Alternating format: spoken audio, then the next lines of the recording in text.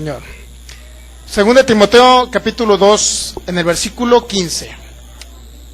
Dice la palabra en el nombre de nuestro Señor Jesús: procura con diligencia presentarte a Dios, aprobado, como obrero que no tiene de qué avergonzarse, que usa bien la palabra de verdad. Padre, te damos gracias por tu palabra, Señor, gracias por tu amor. Hoy te pedimos sabiduría y revelación.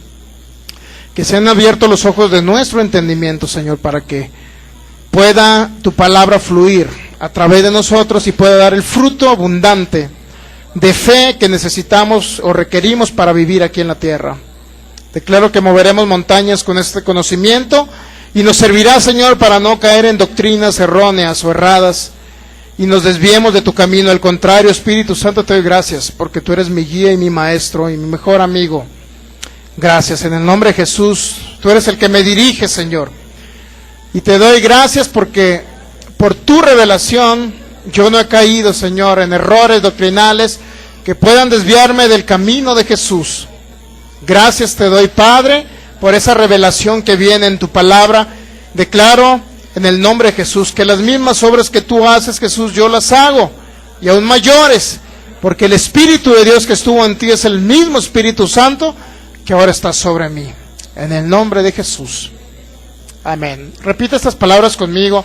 En el nombre de Jesús yo declaro que soy lo que la palabra dice que yo soy, que yo tengo lo que la palabra dice que yo tengo, y que yo puedo hacer lo que dice la palabra que yo puedo hacer. Amén. Muy bien. ¿Se cree esas palabras o no se las cree? Que yo soy lo que la palabra dice que soy, que yo tengo, y que yo puedo hacer lo que la palabra de Dios dice que yo puedo hacer. Entonces estamos tratando de llegar al conocimiento pleno de Jesús y de su palabra. La finalidad principal es presentarnos a Dios aprobados. ¿Cómo? Con conocimiento, ¿verdad? Como obreros que no tenemos de qué avergonzarnos, pero que usamos bien la palabra, que trazamos correctamente la palabra, o que dividimos correctamente la palabra. Es decir, yo utilizo lo que es aplicable para mí aquí, y lo que no es aplicable, ¿qué pasa con ello? Lo desechamos, ¿verdad? Por ejemplo, Judas se ahorcó, no lo voy a aplicar para mí, ¿verdad? No lo vamos a aplicar para nosotros, ¿estamos de acuerdo que no? No voy a haber un loco por ahí que se quiera suicidar también, como Judas. Entonces nosotros aplicamos lo que nos corresponde.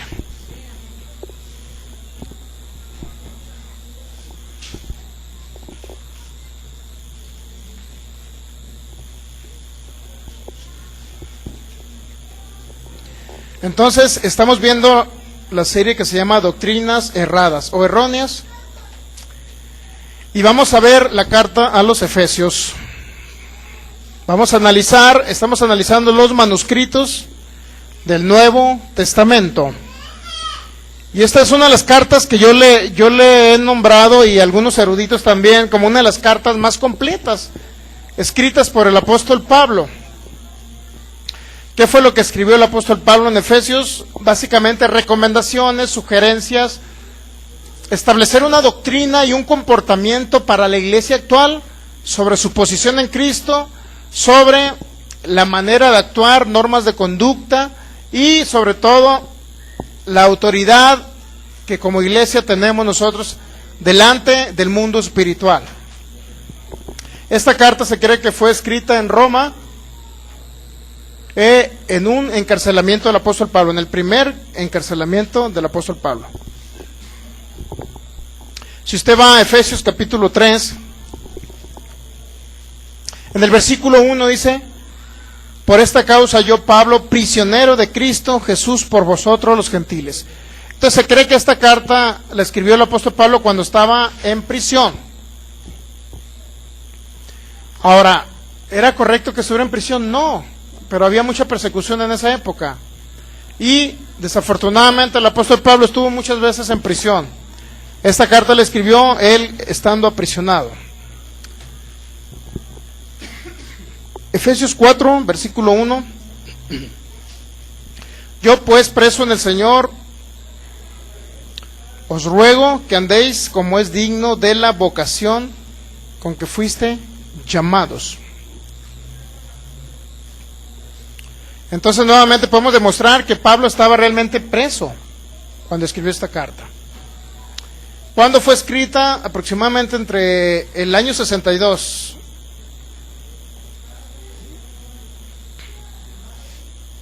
Aproximadamente 4 años después de haberse separado de los líderes de Éfeso, en el 62. ¿Qué es lo que hace esta carta? Reafirma la naturaleza de la iglesia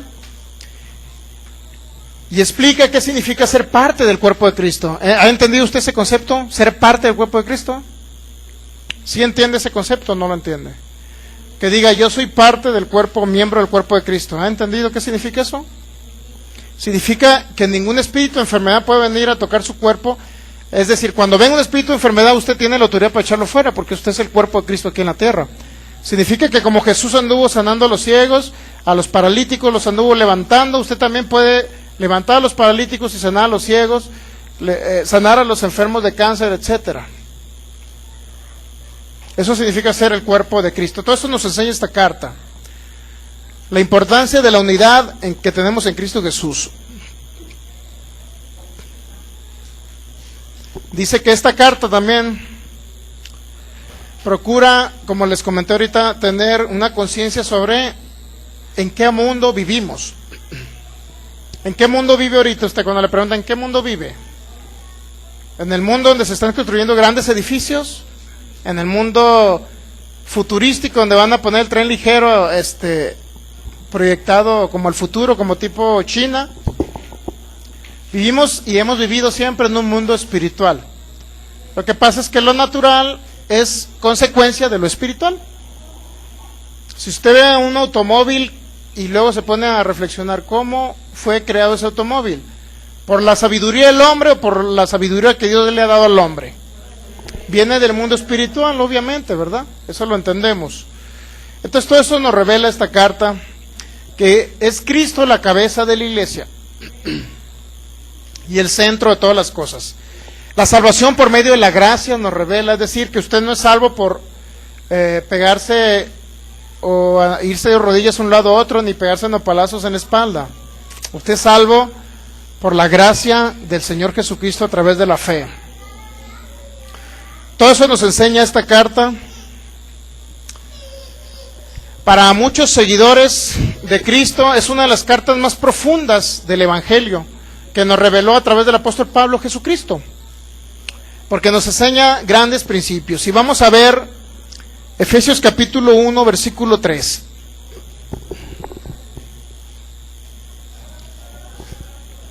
¿Qué dice ahí?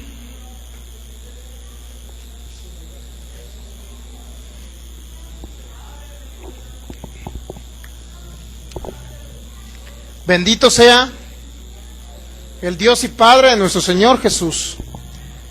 Y luego dice una frase muy importante que usted debe entender, que nos bendijo con toda bendición espiritual en lugares celestiales, y luego dice en Cristo.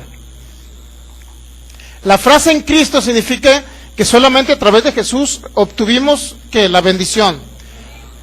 Cuando usted piensa en su mente, Dios me va a bendecir con una casa, está mal dicho, porque Él ya nos bendijo con una casa. Lo que pasa es que no se manifiesta en usted porque usted necesita creer que Él ya la tiene. Hay una serie que se llama del pastor también, que se llama La obra terminada de Jesús.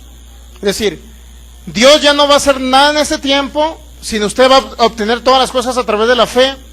Y hay una ley espiritual que se mueve en este tiempo, la ley de la fe.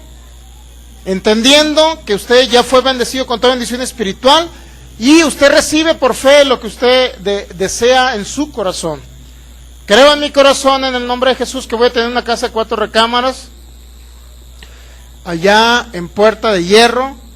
La recibo en el nombre de Jesús con una cochera para 3 automóviles del año, uno para mí, uno para mi esposa y uno para mis 2 hijas.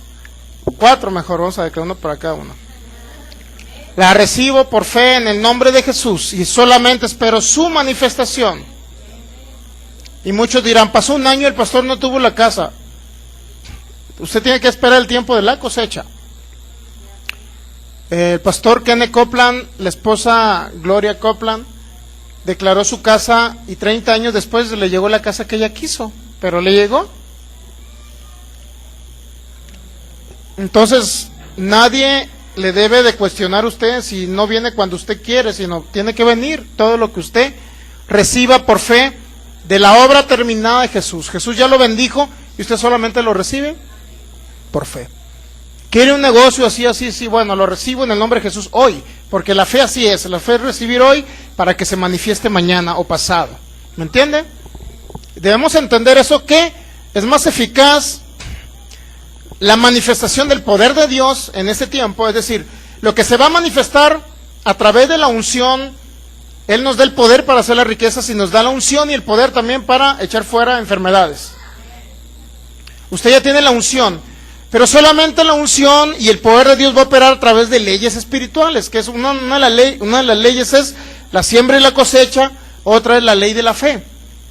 Y la fe dice, la fe habla y dice, yo ya tengo todo en el nombre de Jesús, por fe, ya lo tengo, lo recibo, es mío, y se manifiesta posteriormente, después se manifiesta, en muchos casos la sanidad se manifiesta instantáneamente por el poder de Dios. Y la unción de esa manera opera, es decir, el poder de Dios, la unción de Dios que ha sido depositada en su corazón, opera a través de leyes espirituales. Pero podrá operar en una ley, en una ley de siembra y cosecha, podrá operar el poder de Dios cuando no lo utilizamos correctamente. Por ejemplo, usted puede decir, soy sano en el nombre de Jesús. Viene una enfermedad y usted dice, soy sano en el nombre de Jesús. Pero usted opera de una manera diferente. O puede decir, o puede operar a través de fe y hablar de una manera diferente.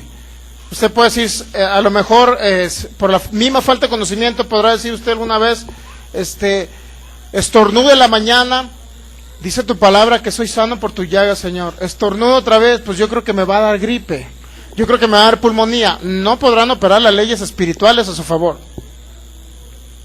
No podrán operar las leyes espirituales a su favor, al contrario. Esas leyes espirituales de la siembra y la cosecha, usted está sembrando palabras de duda y de incredulidad y de temor. Por consecuencia, no podrá venir la sanidad a sus cuerpos. Al contrario, vendrá la manifestación de la enfermedad. Así es que una cosa que nos revela la carta a los Efesios es que nos bendijo, es decir, ya la obra fue consumada.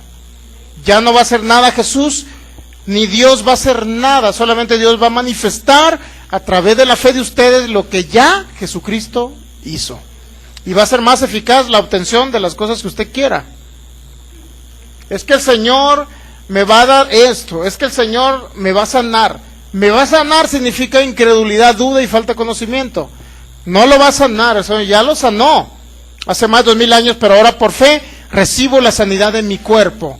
Me declaro sano por sus llagas, ahora la recibo en el nombre de Jesús, no importa lo que yo vea o sienta. De esa manera opera las leyes del nuevo pacto, ley de la fe, ley de la siembra y la cosecha. Hay más leyes en el nuevo pacto que operan. Entonces, ¿ha entendido lo que nos habla Efesios? Ya nos bendijo con toda bendición espiritual. En el versículo 4 nos dice, versículo 4, dice, según nos escogió en él antes de la fundación del mundo para que fuésemos santos y sin mancha delante de él. ¿Qué nos habla la carta de los Efesios? Que somos escogidos de Dios.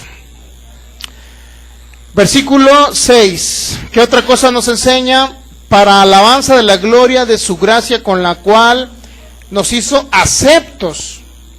¿Qué es lo que nos enseña? Que somos aceptos en Jesús. Usted no puede decir y venir delante de Dios con una actitud de condenación y decir, a lo mejor yo creo que Dios no escucha mis oraciones. No he escuchado a personas, tú estás más cerca de Dios, ora por mí. ¿No he escuchado ese tipo de frases? Sí, la hemos oído, ¿verdad? Porque tú tienes más fe o Dios te escucha más a ti. Entonces no han entendido que ellos también son aceptos en Jesús y que pueden operar también como opera cualquier otra persona. Aceptos también significa que ya no hay ni una condenación para ustedes. Ya no va a haber nadie que les pueda decir, oye, por el pasado que tú tuviste, resulta que te vas a ir al infierno. Ya nadie le puede decir eso. ¿Me entiende? Por eso dice que somos aceptos delante del Señor. Aunque el mundo nos rechace, aunque el mundo, o no seamos aceptos para el mundo, ¿no se ha encontrado personas en su trabajo o algo que de repente se da usted cuenta que no le agrada muy bien? Y que usted de repente dice, no soy monedita de oro para agradarle a todos. Es una mala declaración esa, ¿eh? Entonces, esa frase es una mala declaración. Usted declare gracia delante de los hombres. No puede andar diciendo, es que no me quiere fulano ni sutano, todo el mundo me odia, mejor me como un gusanito. No, esa no es canción. Nadie me quiere, todos me odian.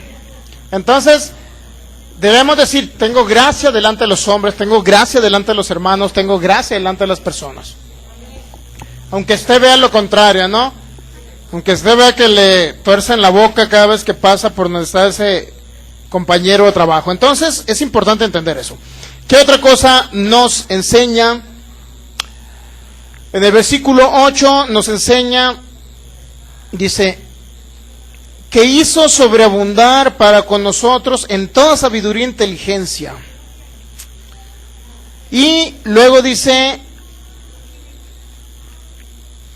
el versículo 7, en quien tenemos redención por su sangre, el perdón de pecados según las riquezas de su gracia, que hizo sobreabundar para con nosotros en toda sabiduría e inteligencia, dándonos a conocer el misterio de su voluntad. ¿Qué nos enseña el libro de Efesios? Que nos dio a conocer el Señor el misterio de ¿qué? Significa que la voluntad de Dios era un misterio. ¿Qué significa que era un misterio la voluntad de Dios? Que estaba oculto, ¿no? ¿Qué era lo que estaba oculto? La voluntad de Dios, porque muchas personas todavía tienen oculta esa parte, es un misterio para ellos. ¿Por qué? Porque dicen, Dios es el que me envió la enfermedad. No entienden la voluntad de Dios. Es que Dios me tiene enfermo por una razón. Es que Dios me está probando con esta enfermedad o con un hijo que me nació mongolito. Dios me probó, fue una prueba de Dios. No conocen la voluntad de Dios, por lo cual para ellos es un misterio. Pero es el libro de Efesios que ya nos dio a conocer ese misterio. ¿Cuál misterio? De su voluntad. Es decir, usted debe estar plenamente convencido, como dice Santiago 1:17, todo lo bueno proviene de Dios, toda buena dádiva. En Romanos 12 dice que debemos de renovar nuestro entendimiento para que comprobemos cuál sea la buena voluntad de Dios, la agradable y la perfecta. Nunca hay mala voluntad de Dios. Dice en Jeremías 29 que los pensamientos de Dios son pensamientos de paz y no de mal. Esto es, debemos entender, según el libro de Efesios nos da a conocer que hubo un misterio que estaba oculto, porque no conocían cuál era la voluntad de Dios. Señor, ¿cuál es tu voluntad? Que permanezca todos los días de mi vida enfermo, Señor. Ni siquiera deben de preguntar eso, pero hay personas dentro del mismo cristianismo que preguntan eso. ¿Sabía usted? No conocen lo que ha sido revelado y que antes era un misterio y hoy ha sido revelado. Y Efesios nos los marca dándonos a conocer ¿qué? El misterio de su voluntad según el beneplácito, el cual se ha propuesto en sí mismo. Dios se propuso en sí mismo darnos el misterio de su voluntad. Ahora ya conocemos cuál es la voluntad de Dios, ¿verdad? Usted ahora ya no cree ninguno que la voluntad de Dios es que usted esté enfermo, que se muera a corta edad. Eso no es la voluntad de Dios.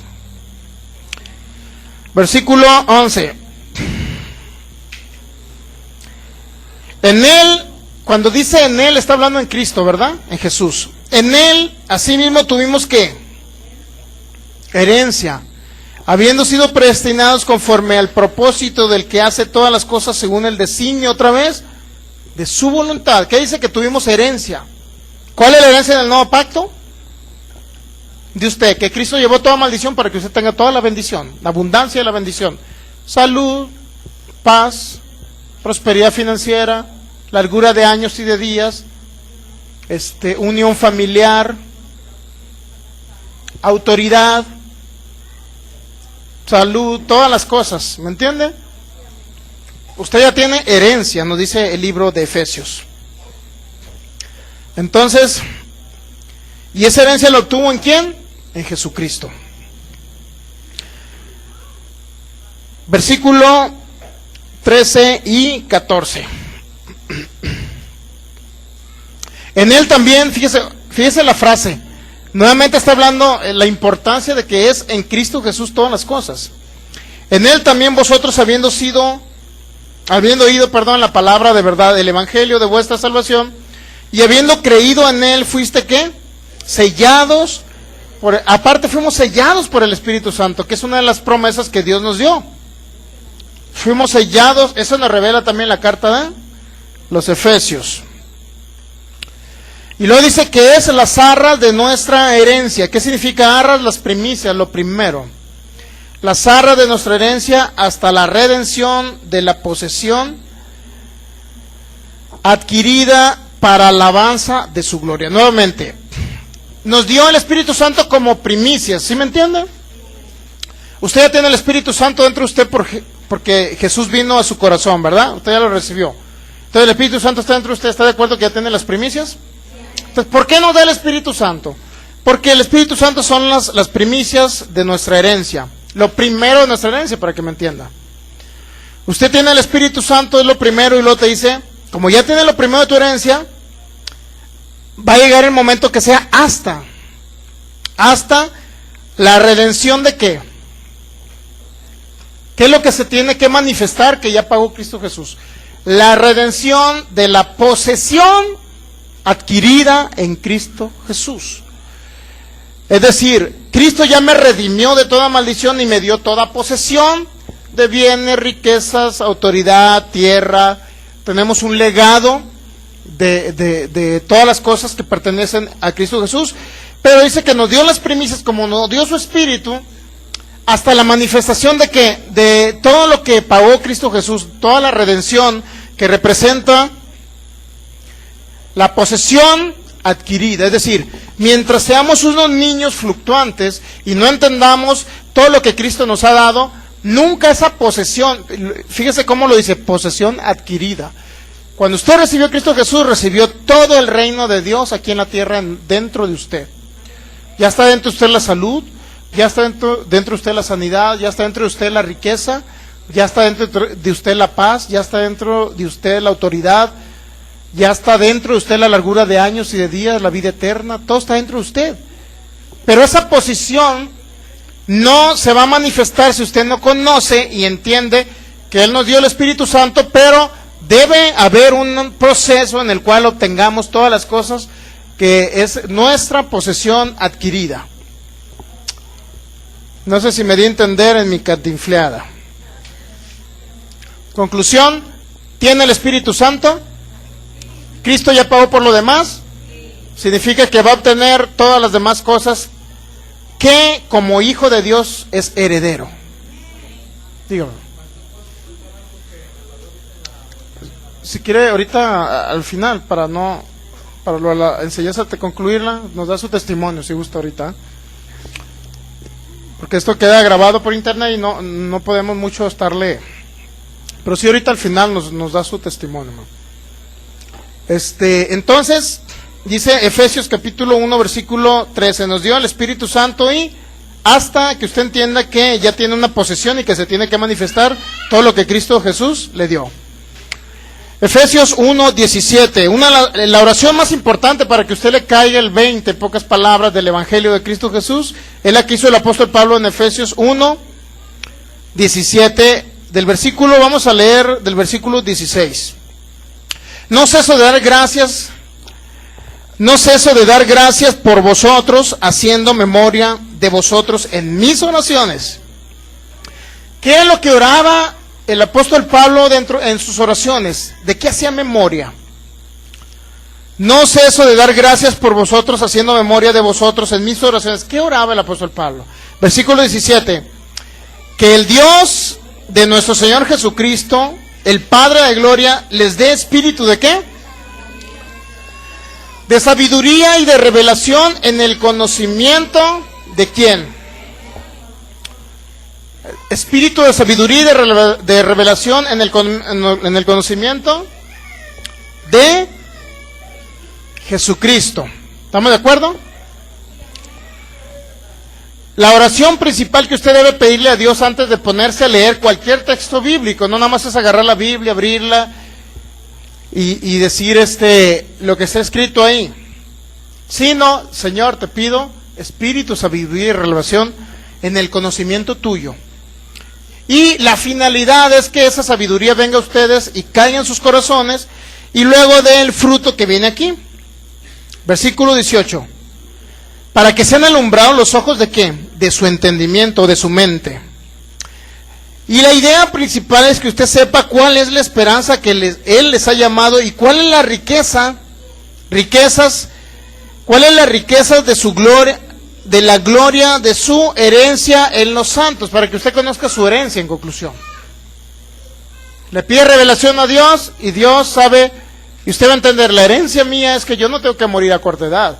La herencia mía es que yo no tengo que morir de una enfermedad incurable. La herencia mía es que soy saciado de larga vida. La herencia mía es que yo puedo vivir una vida abundante aquí sin necesidades económicas.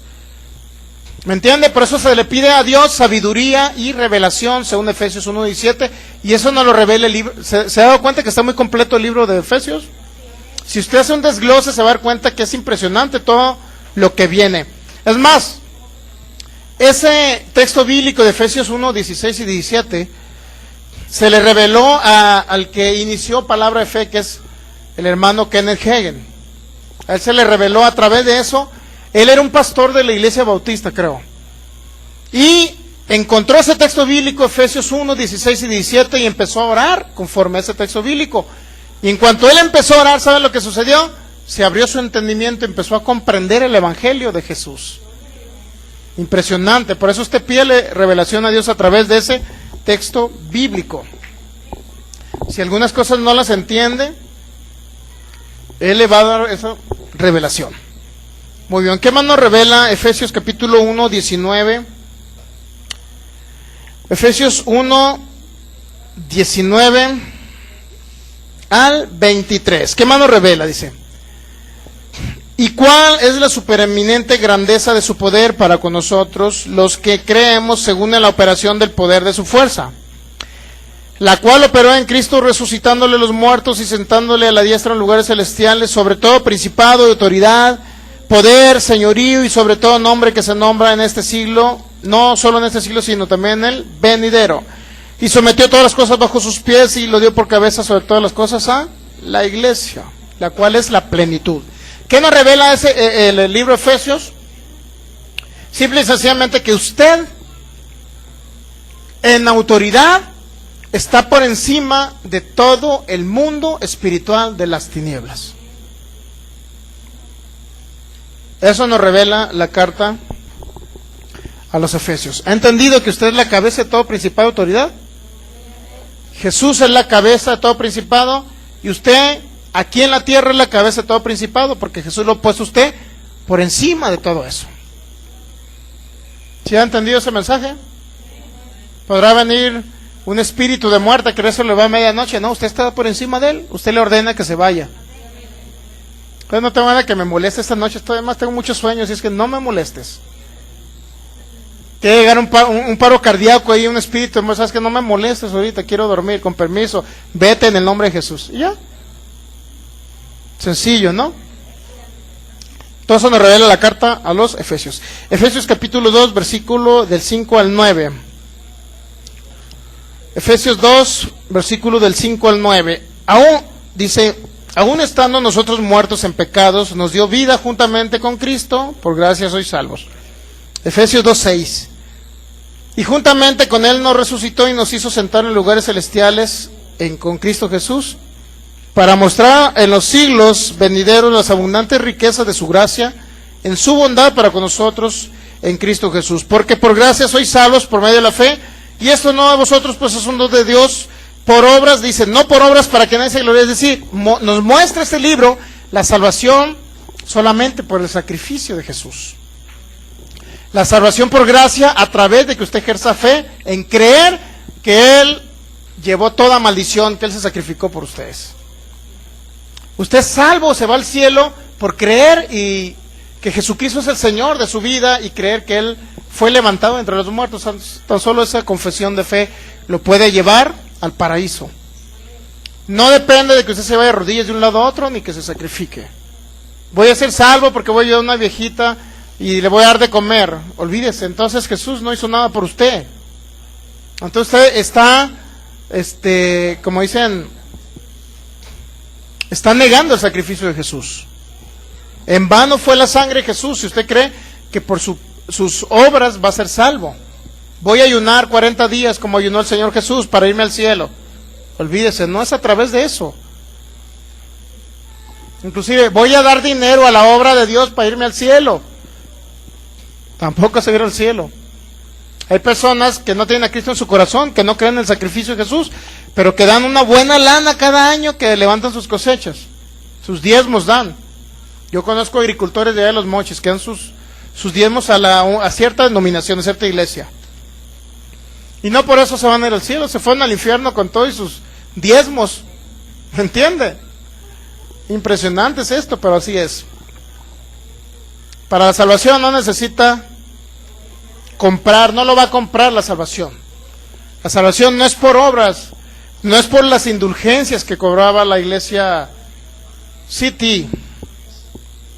¿Me entiende? Cobraba indulgencias.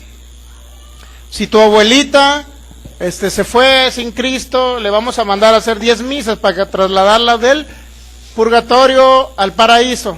Vil mentira. No. Qué pena, ¿verdad? Pero bueno, pero sí cobraron, y aparte si eran misas de $1,000, sí cobraron sus 10,000 pesos. Nadie se va a ir al cielo por eso. No se compra la salvación con nada, solamente a través de creer. La fe es lo único que le interesa a Dios. No va a comprar la salvación, nadie se va a ir al cielo por eso. Entonces, ¿está entendiendo lo que nos enseña el libro de los Efesios? Nos enseña también en el capítulo 2, versículo 14, porque en Él es nuestra paz, que de ambos pueblos hizo uno, derribando la pared intermedia de separación, aboliendo en su carne las enemistades, la ley de los mandamientos expresados en ordenanzas, para crear en sí mismo de los dos un solo y nuevo hombre, haciendo la paz, y mediante la cruz reconciliar con Dios a ambos en un solo cuerpo, matando en ella las enemistades, y vino y anunció las buenas nuevas de paz a vosotros. Y luego dice, versículo 19, así que no sois extranjeros ni advenedizos, sino conciudadanos de los santos y miembros de la familia de Dios. En conclusión, nos habla entre judíos y gentiles. Es una comparación entre judíos y gentiles. Y dice que Él hizo, entre ambos pueblos hizo uno solo. Un solo hombre en Cristo Jesús. Aquel que recibe a Jesús, sea mexicano, sea francés, sea judío, todos los quedan unidos como una parte de la familia de Dios. Ahora son hijos de Dios. Eso nos enseña la carta a los Efesios. Nos enseña en el capítulo 3, versículo 16. Ya no lo vamos a leer por la premura, pero vamos a entender, nos habla de la plenitud de Dios. La plenitud de Dios. Capítulo 3, versículo 16 al 20. Capítulo 4, versículo del 1 al 6 nos habla la actitud como iglesia del Señor, el amor entre los hermanos, el soportarnos unos a otros. Aunque alguien le haga cara fea, usted tiene que soportarlo. ¿Estamos de acuerdo? Nos habla en el capítulo 4, ese sí lo vamos a leer, el versículo 8. Capítulo 4, versículo del 8 en adelante. Por lo cual dice, subiendo a lo alto, llevó cautiva la cautividad y dio dones a los hombres. Y eso de que subió, ¿qué es? Sino que también había descendido a las partes más bajas de la tierra. El que descendió es el mismo que también subió por encima de todos los cielos para llenarlo todo. Y él mismo constituyó a unos apóstoles, a otros profetas, a otros evangelistas, a otros pastores y maestros, a fin de perfeccionar a los santos para la obra del ministerio, para la edificación del cuerpo de Cristo, hasta que todos lleguemos a la unidad de la fe y del conocimiento del Hijo de Dios, a un varón perfecto, a la medida de la estatura y la plenitud de Cristo. ¿Qué nos enseña? En conclusión, que Cristo bajó al infierno. Bajó al infierno y resucitó el tercer día. Y también que nos enseña que también dio dones o ministerios a los hombres. Y ahí dice que constituyó pastores, maestros, evangelistas, apóstoles, profetas. ¿Cuál era la idea? De poder edificar al cuerpo de Cristo, al creyente, a la iglesia. ¿Con qué finalidad? De que usted llegue a la misma unidad de la fe y del conocimiento del Hijo de Dios, a un varón perfecto. Es decir, a lo mejor usted no tiene tanta fe ahorita como para echar fuera a un demonio, pero sí tiene fe para sanar de una enfermedad, por ejemplo, de una gripe. A lo mejor no tiene tanta fe como para resucitar a un muerto, pero sí tiene fe para decirle un cáncer salta en el nombre de Jesús y sanar de un cáncer. ¿Me entiende? Pero tenemos que llegar a la unidad de la fe. Es decir, unidad de la fe significa que como operó Jesús aquí en la tierra, debemos operar nosotros, sea hombres, sean mujeres. No importa. Lo importante es que usted sea una persona de fe y de autoridad, conozca su posición en Cristo Jesús y entienda que todo le fue sujeto a usted. Es que viene Satanás vestido con cuernos. Ay, Satanás, quítate. En el nombre de Jesús. ¿Me entiende? Usted entienda su posición. Ya no va a morir en un accidente. Muchos creerían que es blasfemia. Oye, pero ¿cómo no voy a morir en un accidente? Es que a lo mejor Dios me tiene destinado que yo muera exactamente el 24 de diciembre. Va a pasar un camión y me va a arrollar. Pues no conoce nada del Evangelio ni de la carta de los Efesios. Lo que habló Cristo Jesús a través del apóstol Pablo, no conocen nada. Por eso es la importancia de la carta de los Efesios. ¿Está entendiendo? Es importantísima. Muchos dicen, es que Dios, yo no te, dice, ¿cómo dicen? No tengo comprada la vida, algo así dicen, ¿verdad? ¿Sí escuchó esa frase? No tengo comprada la vida. Entonces, ¿qué pasa con la palabra redención en Cristo Jesús? Sí la tengo comprada, porque Jesús pagó el precio. ¿Está entendiendo? Cómo la falta de conocimiento en las personas, inclusive de religiones, usted lo va a encontrar. Personas que dicen, no tengo comprada la vida, cuando ya conocen supuestamente o predican de Jesús. Es un desperdicio total. Estar yendo durante 3 años, 5 años, yo fui durante muchísimos años a una iglesia local, allá en mi pueblito, cuando viví un tiempo con mi abuela, Tangamandapio, allá se llama por ahí en el Rosario la Hacienda. Viví con unos años con mi abuela antes de irme. Nací en Los Mochis, viví un tiempo con mi abuela y algunos añitos ahí antes de regresarme a Los Mochis. Ahí en ese pueblito estuve muchos años yendo. Le quiero decir algo, perdí mi tiempo. Perdí mi tiempo porque no me sirvió ni para sanar, ni para prosperar, ni para irme al cielo. Entonces, ¿de qué sirve ese evangelio? Qué tristeza. Pero en fin. Muy bien. Entonces, estamos hablando del capítulo 4. Dice que él constituyó pastores, maestros, evangelistas, profetas, curitas, ministros y de todo tipo para edificar, para que el cuerpo de Cristo conozca la unidad en Cristo Jesús y la unidad de la fe. Y llegar a ese varón perfecto, como cuando Jesús anduvo sobre la tierra operando igual. ¿Está entendiendo? Debemos de operar igual que Jesús. Sean adultos, sean niños. ¿Está entendiendo? Por eso los niños lo hemos puesto aquí a que oren por los enfermos también. Igual, la misma autoridad en Cristo Jesús. Entonces estamos viendo 4. Entonces vamos a ver un poquito de 17 al 25. Efesios 4, del 17 al 25. Esto pues digo y requiero en el Señor que ya no anden como los otros gentiles, es decir, como los que no tienen a Cristo, pues, para que me entienda. Que andan en la vanidad de su mente, teniendo el entendimiento entenebrecido, ajenos a la vida de Dios por la ignorancia que en ellos hay y por la dureza del corazón. Fíjese, nos manda el Señor a que no andemos con el pensamiento como piensa una persona, es que mañana no sé cómo le voy a hacer para comer. Yo ya no debo andar con ese pensamiento. Es que no sé si voy a llegar al año que entra y si voy a vivir, depende de Dios. Y Dios le dice a usted, depende de tu fe, hijo. No seas sonso. No les digo a ustedes, ¿no? A nuestros amigos de internet, usted sabe. Entonces dice Efesios capítulo 4, versículo, que usted ya no debe andar como ellos, mire, que andan en la vanidad de su mente, dice, y están ajenos a la vida de Dios. ¿Qué significa ajenos a la vida de Dios? Hay un texto bíblico por ahí, no sé si en Marcos, no recuerdo exactamente, que dice, tened la fe de Dios. Es impresionante entender eso. Marcos 11:22, tened la fe de Dios. No tened fe en Dios, tened la fe de Dios, dice en el griego y en algunas traducciones, tened la fe de Dios. Entonces, y luego el capítulo 5 de Efesios nos dice, sed imitadores de Dios como hijos amados. Si usted lo lee ahí en el versículo primero, sea imitador de quién, de Dios, como su hijo. Usted puede hablar lo que Dios dejó escrito en su palabra y sucederán cosas trascendentales en este mundo natural que provienen del mundo espiritual. Usted impactará el mundo espiritual. Entonces dice Efesios capítulo 4, versículo,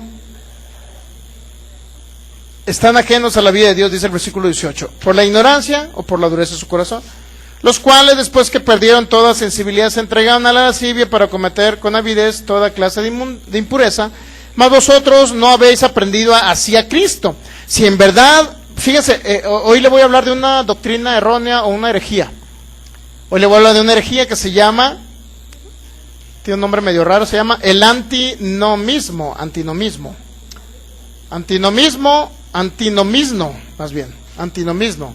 Esa herejía va muy enfocada a la carta a los Efesios. Dice, fíjese, versículo 19, dice, los cuales después que perdieron toda sensibilidad, se entregaron a la lascivia para cometer con avidez toda clase de impureza. Y luego dice, mas vosotros no habéis aprendido así a Cristo. Es decir, nosotros no aprendimos a Cristo así, ¿verdad? Y luego dice, si en verdad le habéis oído y habéis sido en él enseñados conforme a la verdad que está en Jesús. Si en verdad nosotros crecimos a través del conocimiento de la verdad que está en Jesús, no debemos de operar como estas personas que no tienen a Cristo en su corazón. Dice, en cuanto a la pasada manera de vivir, despójese del viejo hombre, que está viciado conforme a los deseos engañosos. Y por ahí una hermana entendió mal, despójese del viejo hombre y se casó con otro.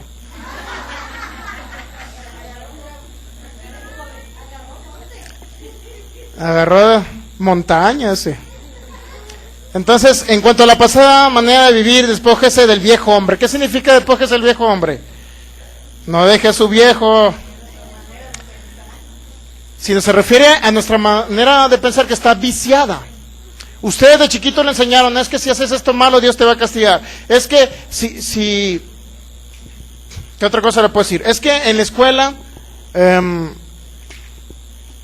eres el niño que siempre le ponen las orejas. Entonces había cosas que traíamos de costumbre e enseñamos a nuestros hijos que eran los más burritos de las escuelas. Es que mi hijo es el más burrito. Pero ese es un vicio del viejo hombre. Ahora usted debe declarar sobre sus hijos lo mejor. ¿Me entiende? Que sus hijos son los mejores de la escuela, los más inteligentes, los más sabios, llenos del Espíritu Santo, siempre guiados por el Espíritu de Dios y en el camino del Señor. Esa es la declaración de fe. Despójese del viejo hombre, no piense cosas, es que no sé cómo que voy a comer la semana que entra porque ahora me quedé sin trabajo. Entonces su fuente era el trabajo, no era Dios. ¿Me entiende? Y luego empieza la desesperación. Por eso queremos que escuchen palabra y vengan aquí. No para reunirnos con los hermanos. Aleluya, aleluya, aleluya. Pues es bonito cantarle a Dios, pero no es la función venir con los aleluyas. La función es que usted aprenda cómo defenderse y pueda vencer los obstáculos de Satanás. A través de su fe, usted va a obtener las cosas. La idea es que venga a escuchar. Esa es la finalidad principal. No tenerlo aquí reunido con los hermanitos y qué lindo los hermanitos, ¿no? Pero no es eso. Luego dice, despójese el viejo hombre y renuévense, dice el versículo 23, en el espíritu de ¿qué? De su mente. Su mente está viciada conforme le enseñaron sus padres, abuelos, bisabuelos, pero usted debe ser renovado en su mente a través de la palabra. Y vestidos del nuevo hombre creado según Dios en la justicia y santidad de la verdad. Desechando toda mentira, dice, hablad verdad cada uno con su prójimo, porque somos miembros los unos de los otros, airados pero no pequéis, ni deis lugar al diablo. Todo eso nos enseña la carta a los Efesios. Ninguna palabra corrompida salga de vuestra boca, sino toda buena, la que es para buena o la necesaria edificación a fin de dar gracia a los oyentes. Nada corrompido, nada conforme, que no sea conforme a la palabra, debe salir de sus bocas. Entonces se cumplirá todo lo que tú digas, te será hecho. Entonces es importante, dice 31, quítese de vosotros toda amargura, toda maledicencia, es decir, no hablen mal. Así es que su boca, boquita o bocota, como se llame, puede traerle vida, pero puede traerles muerte. Efesios 5 nos habla de que seamos imitadores de Dios. Luego, las palabras vanas, usted no debe hablar algo que no esté conforme a la palabra.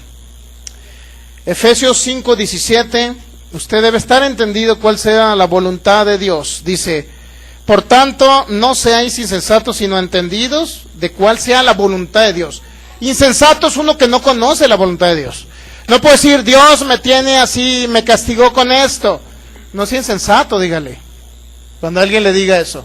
Es que Dios me está probando con este hijo enfermo. No sea insensato, dice que usted no sea insensato, sino entendido de cuál sea la voluntad. Es importante entender, lo cual era un misterio en el pasado, ¿estamos de acuerdo? Refiriéndome al pasado antes de Cristo, pero en Cristo debemos de conocer la voluntad de Dios.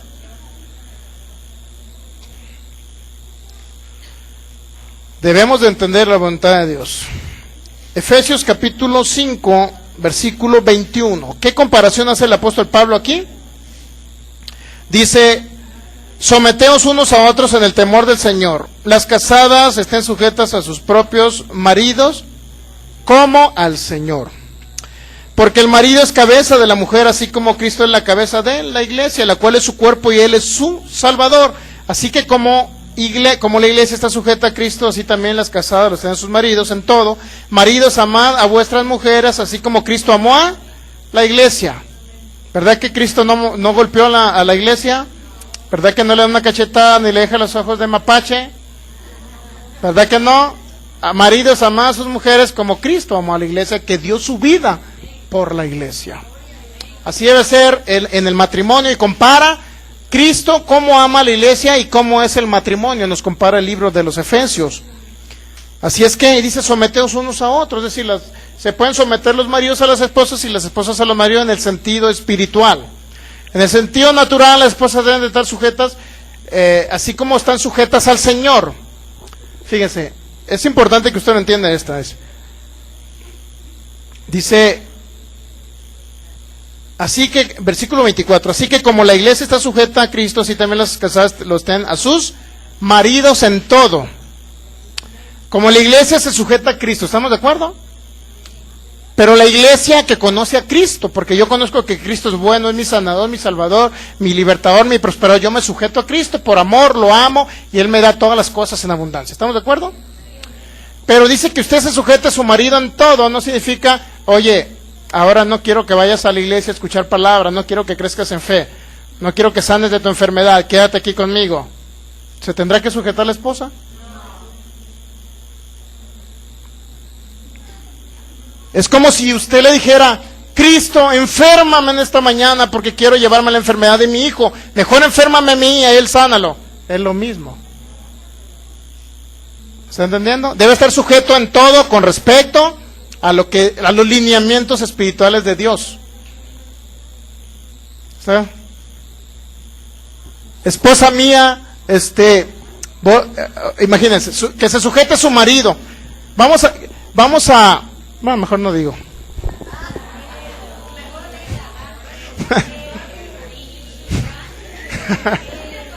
No, está bien así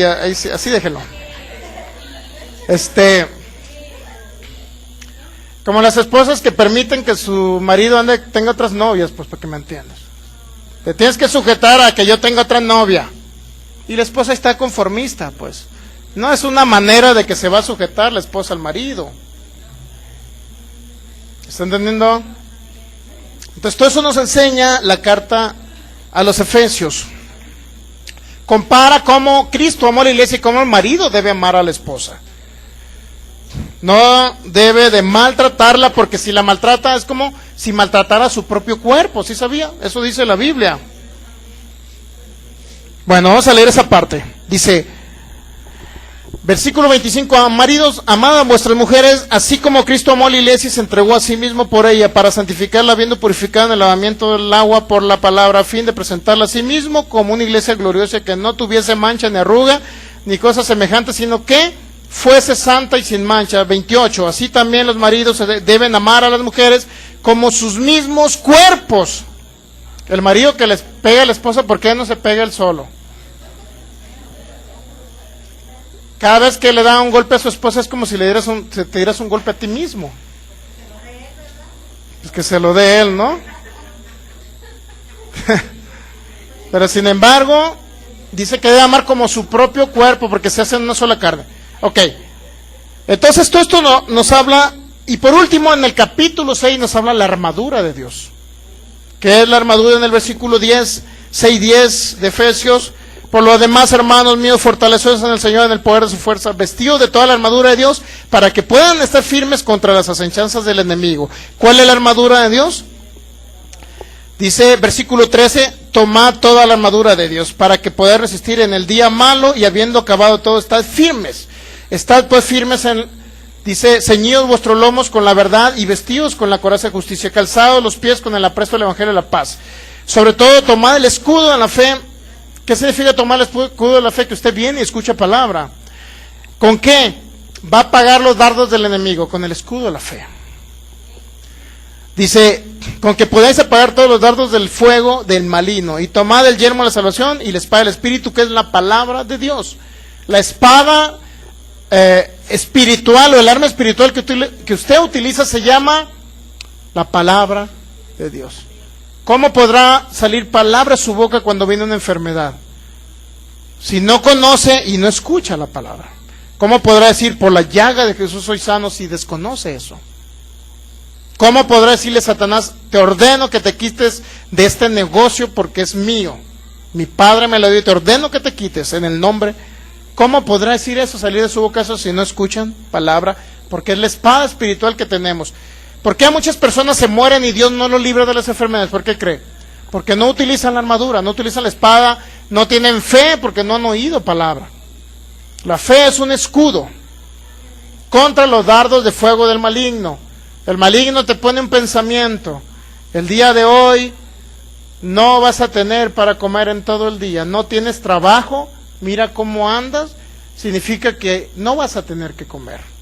Y la persona, en su ignorancia, si es cierto, ¿cómo le voy a hacer para comer? ¿Qué voy a hacer? Dios, ayúdame. Esa es una mala oración. No le puede decir usted, Dios, ayúdame, cuando está creyendo que Dios no suple su necesidad. Entonces eso no es la ayuda de Dios. La ayuda de Dios es que nos dejó su palabra, y a través de su palabra dice, Dios suple todas mis necesidades conforme a sus riquezas en gloria. Jesucristo se hizo pobre para que yo fuera enriquecido.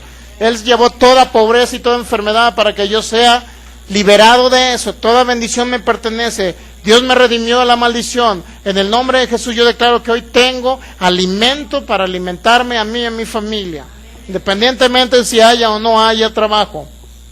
Nos habla de la armadura. Por eso es importante que usted se congregue. Es importante que usted venga y escuche, es la armadura la que está obteniendo. Es la armadura la que estamos obteniendo. Muy bien. Todo eso nos habla, vea que está muy interesante la carta de los Efesios. Muy bien, les voy a hablar de la herejía del día de hoy. Se llama antinomismo. Está rara, pero así le pusieron. Entonces, ¿qué le da a entender la palabra anti? Que está en contra de algo, ¿verdad? La palabra anti nos dice que está en contra de algo. Muy bien, esto viene del mismo griego que se llama anti, precisamente, contra. Y hay una palabra griega que no recuerdo cómo se pronuncia, más bien no sé cómo se pronuncia, que es ley. Es algo que está en contra de la ley. Por eso se llaman estos hermanos, se les denominó una herejía porque estaban en contra de la ley. El problema es saber en contra de qué ley estaban. El antinomismo es una doctrina que realmente no tuvo un movimiento específico en el siglo I y II. Es decir, no hubo alguien que llamara a esta doctrina como antinomismo en el siglo I y II, pero ya ahorita en la actualidad sí se le denomina de esa manera. No era específicamente un grupo de personas tampoco, solamente surgió entre algunos creyentes dentro de la iglesia. Recuerden, la herejía regularmente nace dentro de la misma iglesia cristiana. En el siglo I y II fue un movimiento del siglo I y II. Apareció en esos siglos, pero está en la actualidad todavía vigente. Regularmente este grupo se les relaciona con el gnosticismo. ¿Sí recuerdan el gnosticismo? ¿A qué creía el gnosticismo? Que no creían que Jesús vino en carne, etcétera, ¿no? Que creían que ellos eran salvos por el conocimiento solamente, por el conocimiento sensorial, para que me entienda.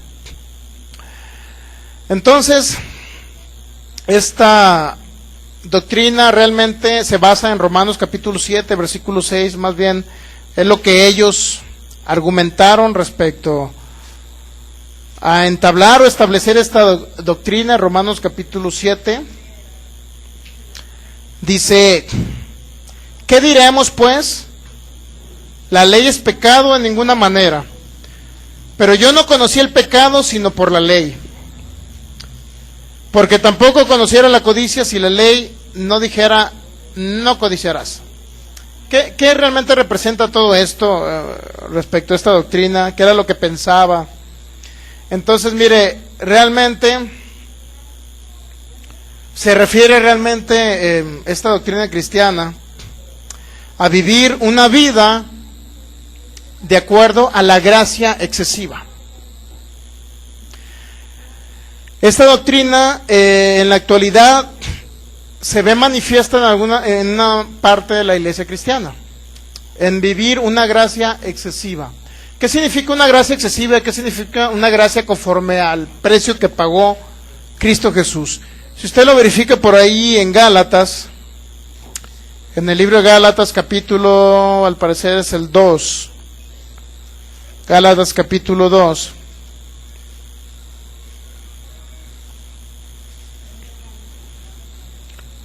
creo que es el 2, dice: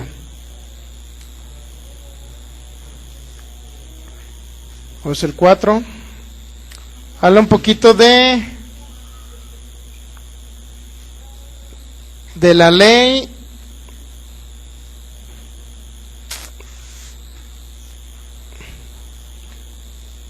A ver, no es el 5, creo. Dice en el capítulo 5,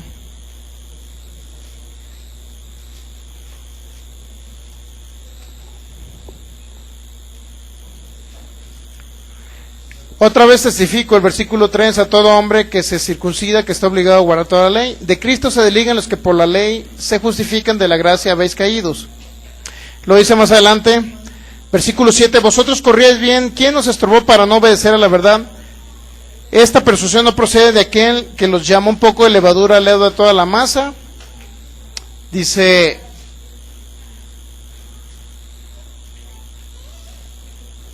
y ahora en el capítulo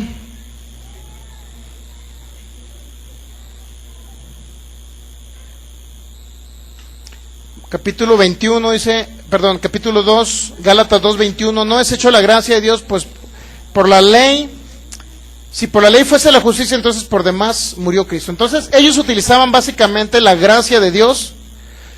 Efesios 2, 8 y 9 dice, porque por gracia sois salvos por medio de la fe, y eso no de vosotros, pues es un don de Dios. En conclusión, se basa mucho en la doctrina de la gracia, esta herejía. nace como una gracia excesiva. Ellos dicen, en conclusión, que si Cristo pagó ya todas las cosas, y si es cierto que usted tiene que vivir por fe a través de la gracia de Jesús, y no tiene que cumplir con la ley mosaica, pues estamos de acuerdo en eso. El único problema es que este tipo de grupos se basaron básicamente en decir, como Cristo ya pagó todo, y ya soy salvo, yo ahora puedo hacer lo que a mí me interesa, pues yo puedo hacer cualquier cosa, es decir, yo puedo pecar, que a cabo la gracia de Jesús ya me salvó. Yo puedo adulterar, que a cabo Jesús ya me perdonó. Yo puedo engañar y robar, que a cabo Jesús ya me justificó, soy salvo por Él, y no importa que haga lo que haga, a fin de cuentas me voy al cielo. Y en cierta manera se podría decir que tienen razón.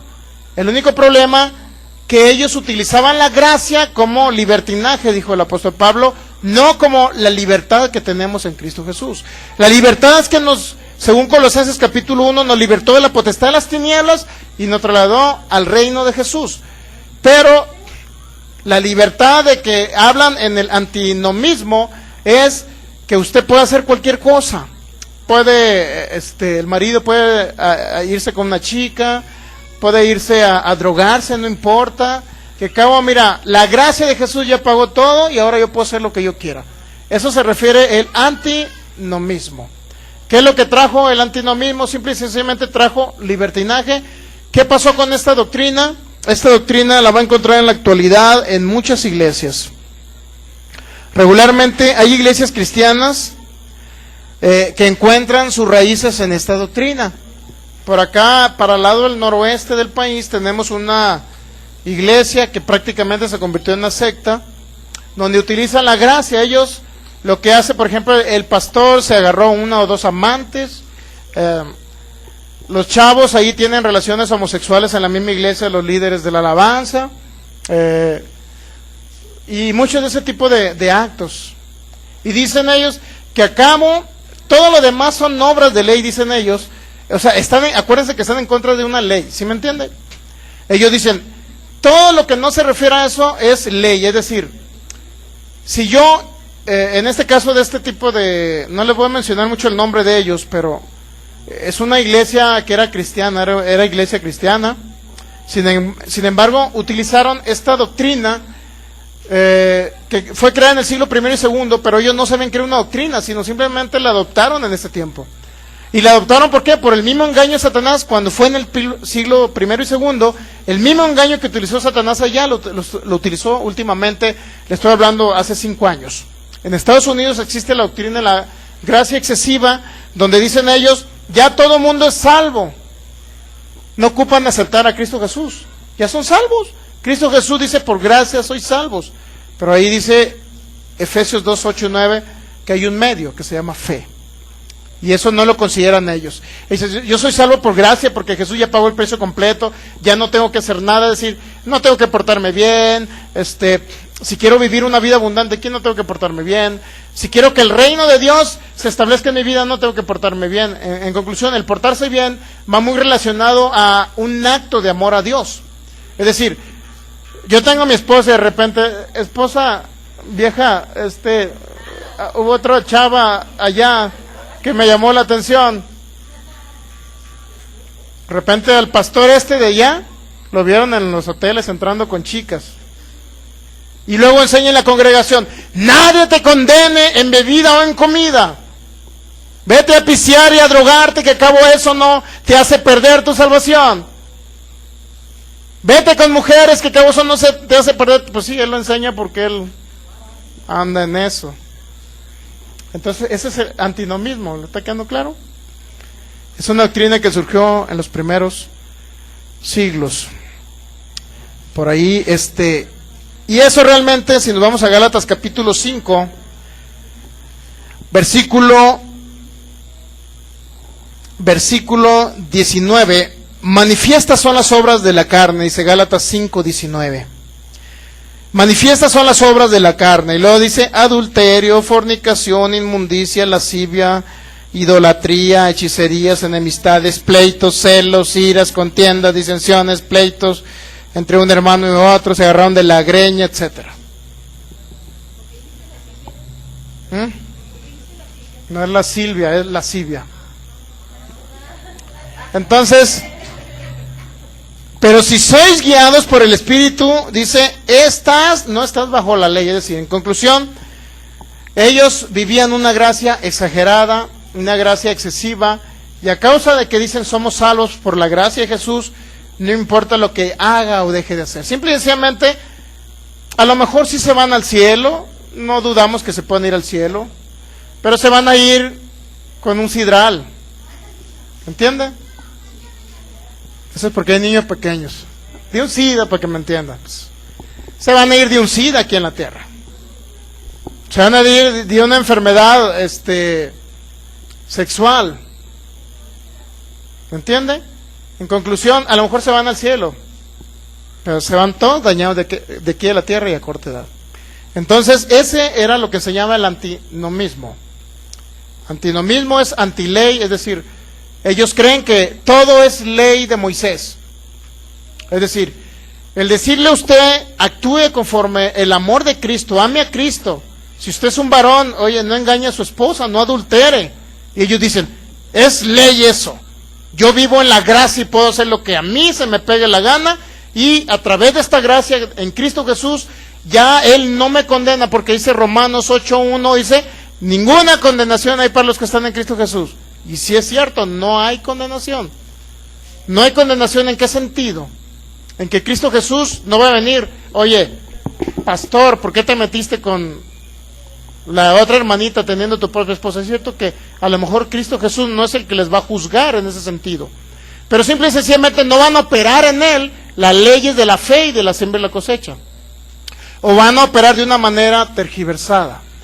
La ley de la siembra y la cosecha dice, todo lo que tú siembras, eso vas a cosechar. ¿Qué está sembrando este pastor? Está sembrando para la carne, y fíjese lo que dice sembrar para la carne, creo que es Romanos 8, fíjese lo que significa sembrar para la carne. ¿Qué significa si este pastor, que empieza con la letra, su nombre, no se los digo. Romanos 8:1, pues ninguna condenación hay para los que están en Cristo Jesús. Dice, los que no andan conforme a la carne, sino conforme al Espíritu. Es decir, es necesario no andar conforme a la carne. ¿Para qué? En el sentido de que Dios ya no nos condena porque Cristo Jesús pagó el precio. Pero al decir ninguna condenación hay, significa que lo que va a operar es el reino del mundo de las tinieblas. ¿Qué va a operar? El temor. ¿Qué va a operar? La enfermedad. ¿Qué va a operar? La pobreza. ¿Qué va a operar? La muerte. Entonces, mire, Romanos 8, ¿qué?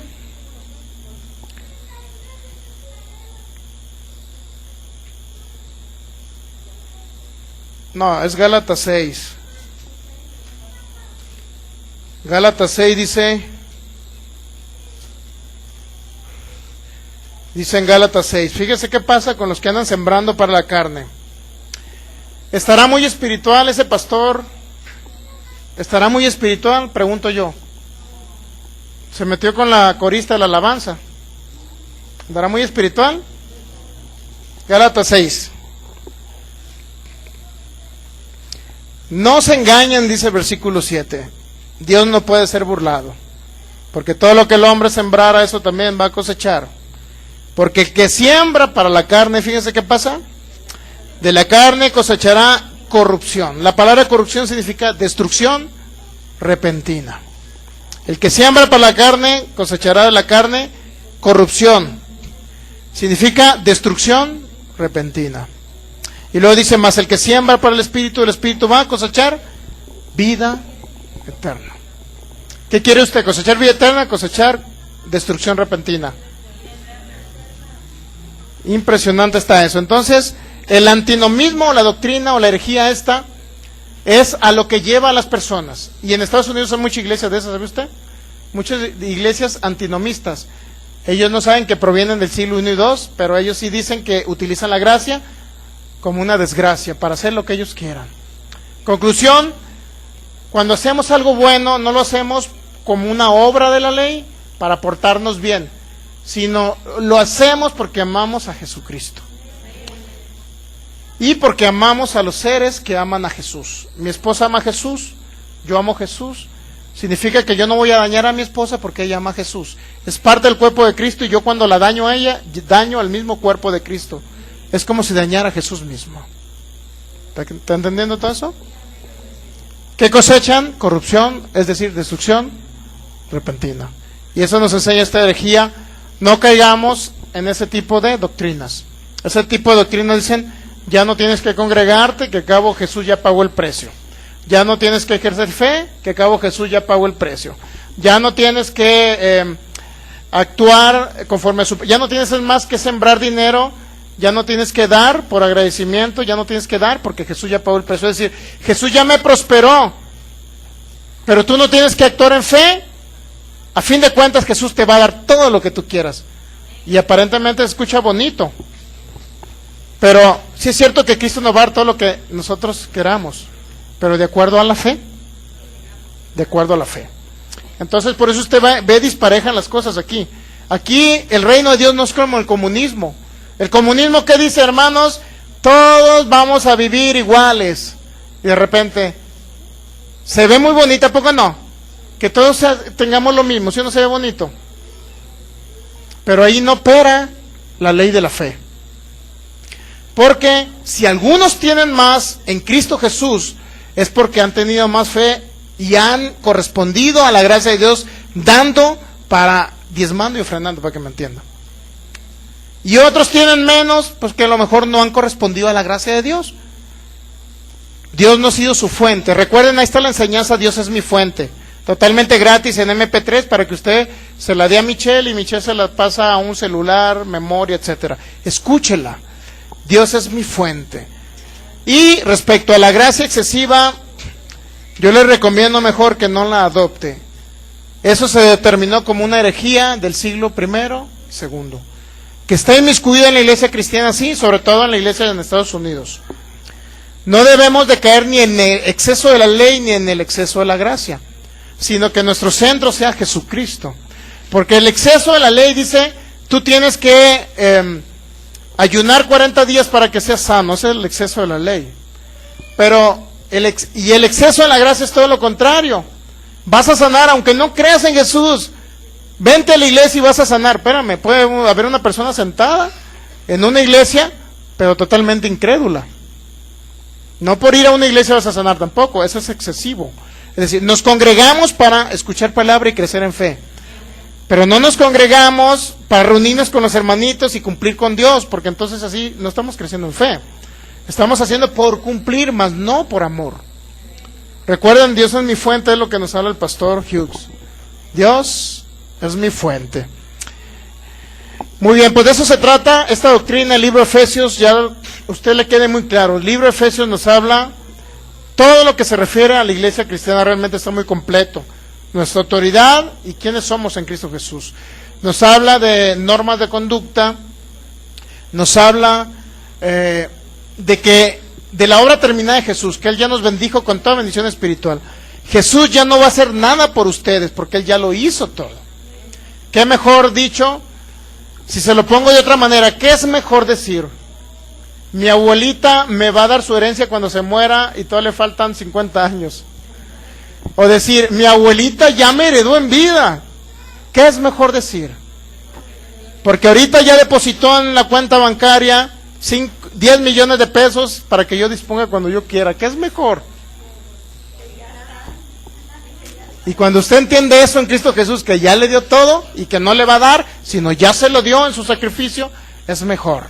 Usted solamente diga, en el nombre de Jesús yo lo tomo por la fe, es mía esa herencia, la recibo ahora mismo y declaro bienes y riquezas en mi casa, declaro que mi cuerpo corresponde a la gracia en salud divina, declaro en el nombre de Jesús que mis hijos son la herencia del Dios viviente que me ha dejado aquí en la tierra y que ellos son saciados de larga vida, son los mejores hijos, la mejor herencia, etcétera, etcétera. Póngase de pie y vamos a darle gracias al Señor por su palabra. Señor, te damos gracias. Gracias porque eres bueno.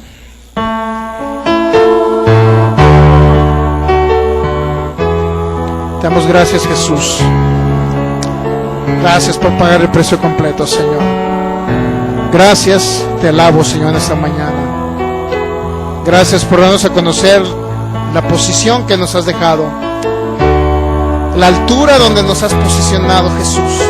Estamos sentados contigo en lugares celestiales. Estamos sobre todo principado y potestad, Señor Jesús. Estamos sobre todo el mundo de las tinieblas, por encima de ellos. Tenemos autoridad para atar y desatar en esta tierra. Tenemos autoridad tanto para vivir como para morir. Tenemos autoridad para sanar.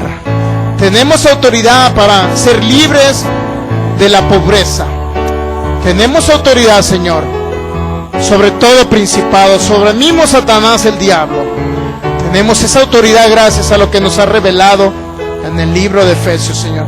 Te damos gracias porque reconocemos que esa carta fue inspirada por ti, Espíritu de Dios, y fue para mí, Señor. Dígale, fue para mí, para que yo sea instruido y comience a operar conforme a esas leyes, Señor.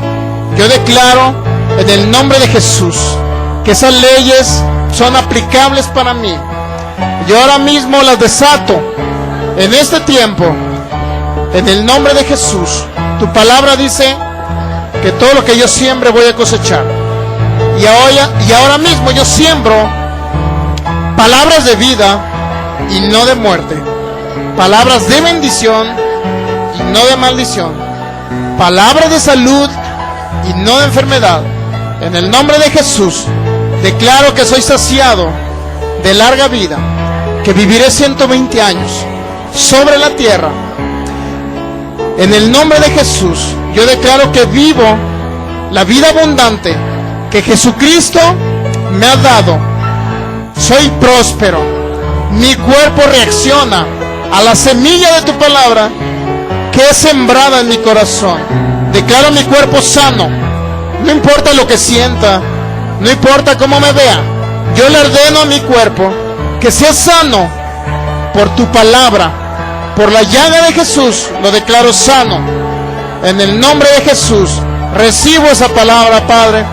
Yo declaro que Jesús se hizo pobre siendo rico para que yo fuera rico, enriquecido en esta tierra.